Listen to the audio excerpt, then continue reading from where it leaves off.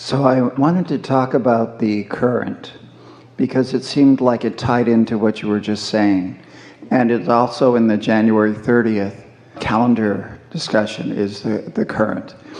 And for me, the thing that I tend to do is I tend to get involved in busyness and doing and thinking about things. And even as I was taking notes while listening to you, I noticed how my mental processes tend to take me away from feeling the current. Give us more detail about what you mean by the current. Well, once upon a time, months ago, when I was meditating, I could just feel afterwards, in the process of it, toward the end of it, like my whole field was lit up. There was this lighting up of my auric field, and it just felt absolutely alive and wonderful. That's what it feels like when all the circuits are open, when the resistance is gone, or less, and you're allowing more of the juice from who you really are, from your vortex, from who you really are, to flow. Yes. And there's a lot you say in today's discussion, January 30th, about the current being your connection with Source. And if you just, if you will, master it. You know, it's interesting because that current is always flowing to you. And you adapt to it. You adapt to the way you allow it. Now, those were very specifically chosen words. You adapt to the way you allow it. Here's another way of saying that. You adapt to your own resistance. You get used to the way that feels. And it's interesting because when you get used to the way that feels, then allowing a little more juice to flow is something that you can physically feel, and maybe something that initially feels a little off to you even, because you're not really used to it. We like to play with you about it's a terrible price you pay for this alignment, all that bliss and everything. The way for you to really be aware of your connection or your alignment to that current is by doing your best to stay focused on whatever you believe caused it. And in doing so, you allow it to become more. And as you allow it to become more, the momentum of that allowance, of that more and more allowed current, will carry you into realizations and into experiences that then you can begin to make the association of. We've been saying for a long while that there are two ways of knowing how you're doing in terms of that alignment, or as you say, that feeling of that current. There are two ways to know what your alignment is. One is by the way you feel, and the other is by how things are turning out. So now, in the spirit of what we're talking to you about, turning vibrations to thoughts and thoughts to things, as things are turning out, if you can make the correlation, well, how was I feeling before that happened? In other words, what feeling came before this thing?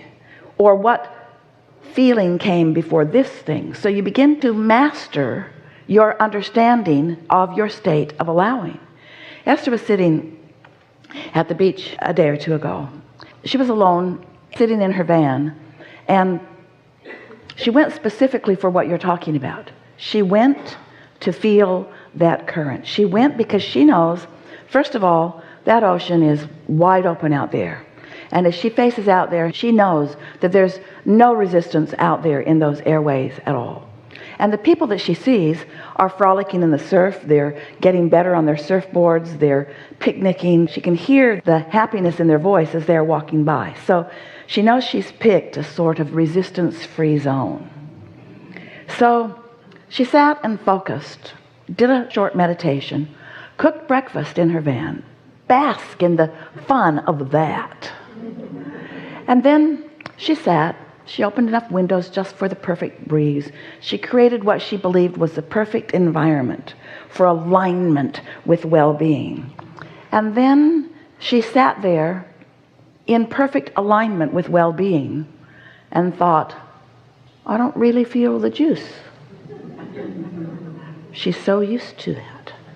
She's so used to alignment that it's just the normal way she feels. It's just the normal way she feels. She remembers the first day or two, or 3 or 4 or year of standing at the podium and waiting for Abraham to come in. It felt like she had her toe in a light socket at first, because the vibrational attitude of her being and the vibrational attitude of our being took a little while for her to adjust into that vibrational frequency, you see. And so one day we were talking with a woman in a setting like this, and we were wanting to help her get her juices flowing a little bit. She was bored with life and disappointed with all things, and she wasn't having any of us either.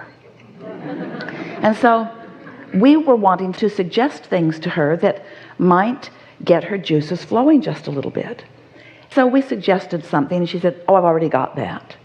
And we suggested something else, and she said, oh, I've already got that. And it became evident that what she meant by desire, the feeling of desire, the feeling of really getting those juices flowing, was that angst or contrast between not having it and wanting it. And there are a lot of people that's the current that they're looking for. They're looking for that sort of edge. And there is something delicious about that edge. Don't you love to sit down to a wonderful meal when you're really hungry? And if you just ate 5 minutes ago, don't you feel different about the wonderful meal that is before you? If there's some hunger or if there's some asking, then the receiving is so much more delicious. And so that's what we are encouraging you, because we can feel that you know how to get into alignment, you know how to meditate, you know how to raise your frequencies, you do it all the time. You know how to feel good. We want you to realize that being tuned in, tapped in, turned on sometimes feels like ecstasy. Sometimes it feels like love. Sometimes it feels like appreciation. Sometimes it feels like passion.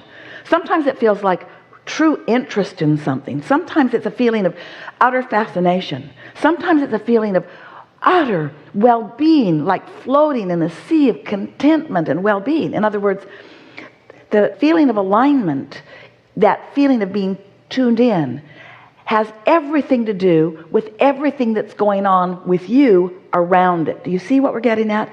And that's why we talk so much about step 1, ask, step 2, source answers, step 3, you allow, and now we're talking about step 4, which is the mastery of that, getting so good at feeling alignment that you can get there really easily. And then step 5, maybe the most important step of all, no longer be mad at yourself if you're back in step 1.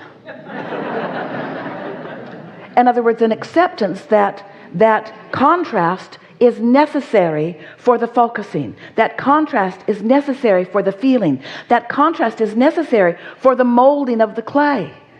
You really do want an ability to reason. You just want to be so much more in the attitude of well-being than in the attitude of pessimism. You just want to lean easily into feelings of appreciation rather than feelings of criticism. You just want to have control of the direction of your thought. And it's our promise to you that the natural processes, the natural laws, the natural momentum of law of attraction will carry you into those stronger and stronger feelings. So as Esther sat there, she was realizing that she was right there, and then all of a sudden a flood of insight began pouring through her. She got her computer and began writing. She's working with us on new meditations with music behind them, and one full meditation came to her in about 5 minutes time, because that's what that flow is like once you get into that state of alignment. But people would say to Esther, even Jerry would say to Esther when she would come off the platform, he would say, that was the most significant dynamic piece of discussion I've ever heard anywhere, anytime, as he would show her his notes. And he would say, how did it seem to you? And Esther said, it was sort of like talking about what we were going to have for lunch. Because Esther doesn't have that feeling of amazement, because she's not pitting it against or applying it against anything else. You see what we're getting at? That's the beauty of being here in your physical format. You get to feel the movement forward into the new understandings. And that's what it's all about. You keep thinking, oh, I just want to be over there where it's all understood, and over there where it's all achieved, and over there. And we say, that isn't what you want. What you want is the understanding that it's ever unfolding. There's never an ending to the exhilaration that you're feeling on your way to more, on your way to more, on your way to more, on your way to more.